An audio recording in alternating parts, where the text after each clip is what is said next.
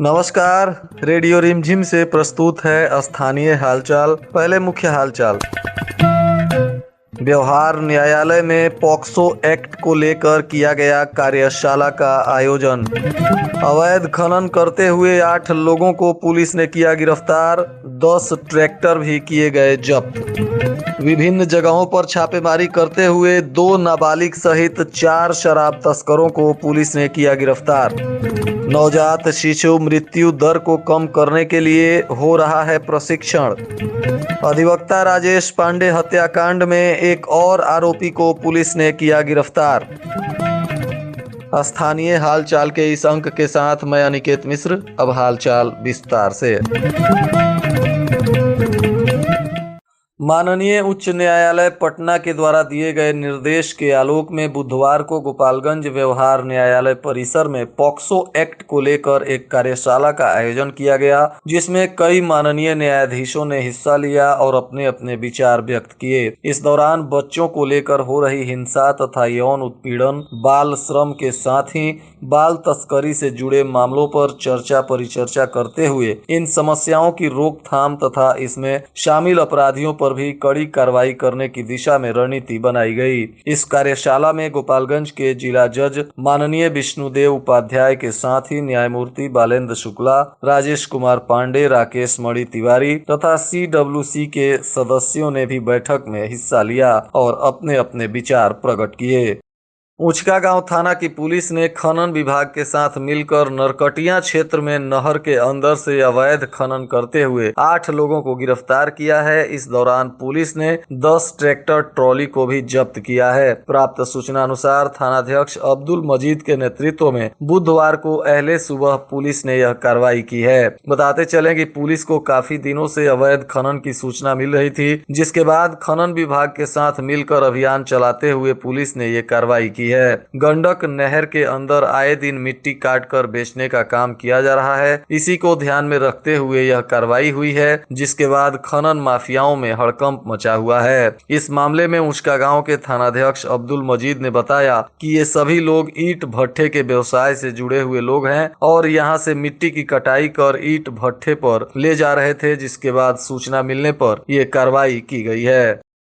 उत्पाद विभाग की पुलिस ने वाहन जांच करते समय 150 बोतल शराब के साथ 10 वर्ष के 2 बच्चों को गिरफ्तार किया है। ये दोनों नाबालिग बच्चे मोटरसाइकिल से शराब की सप्लाई के लिए जा रहे थे, तभी पुलिस ने ASI मोहन पासवान के नेतृत्व में छापेमारी करते हुए इन्हें गिरफ्तार कर लिया। इनमें बीरवट प्रसाद कुचायकोट के बेलवा बिर्त का रहने वाला है, तो वहीं दूसरा रवि कुमार ऊंचका गांव थाना क्षेत्र के हरपुर बाजार का निवासी है। पुलिस इन दोनों आरोपियों पर उत्पाद अधिनियम के तहत मामला दर्ज करते हुए इन्हें न्यायिक हिरासत में भेज दिया।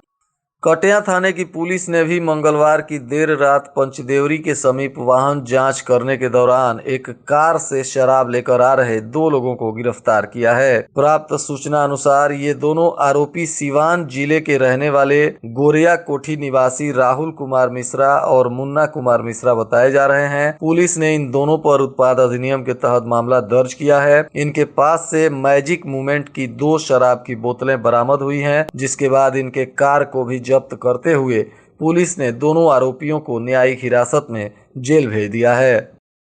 गोपालगंज सदर अस्पताल परिसर में 2 दिवसीय प्रशिक्षण कार्यक्रम का आयोजन किया गया है। इस कार्यक्रम का मुख्य उद्देश्य नवजात शिशु मृत्यु दर को कम करना है, जन्म के समय शिशुओं की उचित देखभाल करना तथा नवजात शिशुओं को जन्म के समय बेसिक पुनर्जीवन प्रदान करना इस कार्यक्रम में सिखाया जा रहा है। इस 2 दिवसीय प्रशिक्षण कार्यक्रम में सदर अस्पताल गोपालगंज, अनुमंडलीय अस्पताल, रेफरल अस्पताल, सामुदायिक स्वास्थ्य केंद्र तथा प्राथमिक स्वास्थ्य केंद्र के अंतर्गत लेबर रूम में कार्यरत ग्रेड A नर्स जो NSS के साथ प्रशिक्षण प्राप्त नहीं किए हैं, उन नर्सों को इस कार्यक्रम में प्रशिक्षक डॉक्टर सौरभ अग्रवाल और डॉक्टर श्वेता के द्वारा इन लोगों को प्रशिक्षण दिया जा रहा है। इस कार्यक्रम में 32 स्टाफ नर्स ने प्रशिक्षण प्राप्त कर इस कार्यक्रम को सफल बनाया है।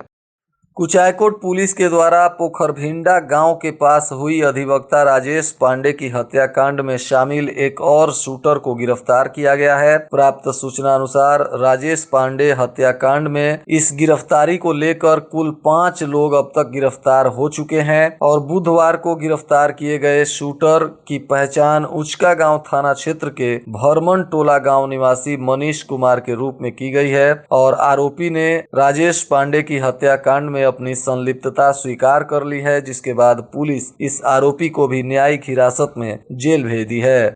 वहीं अधिवक्ता की हत्याकांड का मास्टरमाइंड राघव वैध तथा इसके साथ ही कुचायकोट के रितेश कुमार सोनी और सुजीत कुमार के अलावे इस घटना को अंजाम देने वाले शूटर उचका गांव निवासी अक्षय लाल यादव को पुलिस ने पहले ही गिरफ्तार कर जेल भेज दिया है। इस हत्याकांड में अभी भी कुछ आरोपी फरार चल रहे हैं, जिनकी गिरफ्तारी के लिए पुलिस लगातार छापेमारी कर रही है। नेहरू युवा केंद्र के तरफ से विजयीपुर प्रखंड के बेलवा पंचायत भवन स्थित खेल मैदान में प्रखंड स्तरीय क्रीड़ा प्रतियोगिता का आयोजन किया गया, जिसमें विजयीपुर प्रखंड के राष्ट्रीय स्वयंसेवक अमित यादव और अलका कुमारी ने मुख्य भूमिका निभाई और इस आयोजन में प्रखंड के कई गांवों से विभिन्न खेलों में प्रतिभागी खिलाड़ी भाग लिए और इसमें उत्कृष्ट प्रदर्शन करने वाले खिलाड़ियों को सम्मानित भी किया गया। विजयीपुर प्रखंड क्षेत्र में एक व्यक्ति ने सरकारी जमीन बेचकर एक व्यक्ति से पैसा हड़प लिया है, जिसके बाद पीड़ित ने पुलिस को आवेदन देते हुए न्याय की गुहार लगाई है। बताया जा रहा है कि धनौती गांव के निवासी अशोक धर द्विवेदी के नाम पर हरिहरपुर गांव के रहने वाले जगदीश प्रसाद ने सरकारी जमीन को बैनामा कर दिया है और उनसे पैसा ले लिया है और जब पीड़ित द्वारा पैसे की मांग की जा रही है तो आरोपी दबंगई दिखा रहा है। इस मामले में पीड़ित का कहना है कि आरोपी जगदीश प्रसाद जिस जमीन को अशोक धर द्विवेदी के नाम से बैनामा किए हैं, उस जमीन पर उनके द्वारा पहले ही सरकार से मुआवजा के रूप में पैसा ले लिया गया है और सरकार द्वारा उस जमीन का अधिग्रहण भी कर लिया गया है, परंतु अधिग्रहित किए गए जमीन को वापस आरोपी ने अशोक धर द्विवेदी के नाम से बैनामा कर उनसे पैसा ऐंठ लिया। बहरहाल इस पूरे मामले की पुलिस जांच पड़ताल में जुटी हुई है। मातृ शिशु मृत्यु दर में कमी लाने तथा गर्भवती माताओं को बेहतर और गुणवत्तापूर्ण स्वास्थ्य सेवा मुहैया कराने के प्रयास से स्वास्थ्य विभाग लगातार काम कर रहा है और इसे सुनिश्चित करने के लिए प्रधानमंत्री सुरक्षित मातृत्व अभियान के तहत स्वास्थ्य संस्थानों में विशेष शिविर का आयोजन किया जा रहा है। कटिया थाना क्षेत्र के नवाडीह गांव में बच्चों के विवाद को लेकर मां, बेटी एवं नातिन को मार पीट कर घायल करने का मामला सामने आया है, जिसमें पीड़ित महिला समरजिया देवी ने अपने ही गांव के सचितानंद गुण सहित 3 लोगों के ऊपर आरोप लगाते हुए प्राथमिकी दर्ज कराई है। पुलिस इस मामले में प्राथमिकी दर्ज करने के बाद जांच पड़ताल में जुट गई है।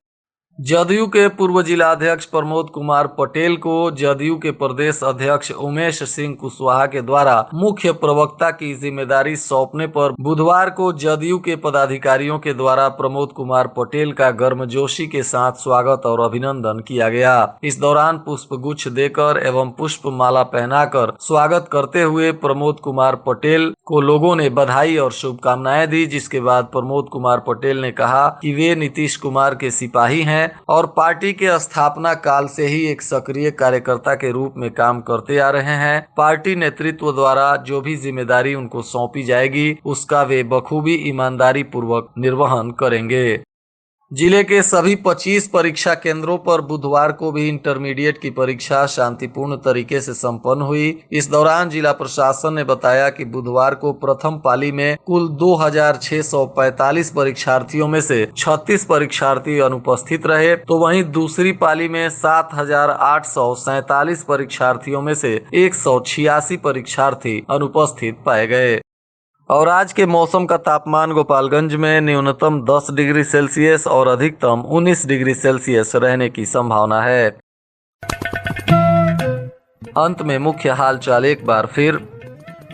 व्यवहार न्यायालय में पॉक्सो एक्ट को लेकर किया गया कार्यशाला का आयोजन।